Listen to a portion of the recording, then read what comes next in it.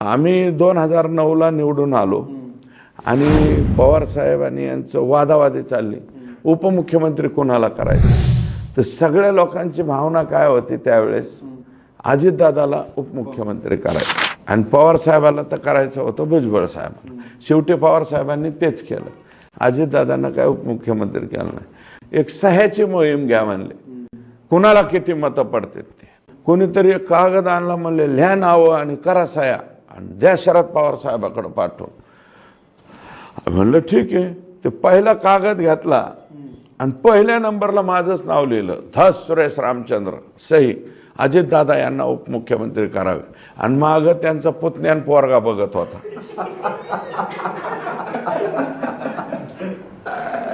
जे आमचा काटा काढला पुढं 5 वर्ष, आमचा निर्पाच काढला. सार्वजनिक बांधकाम खातं गेलं त्यांच्याकडं, भुजबळ साहेब.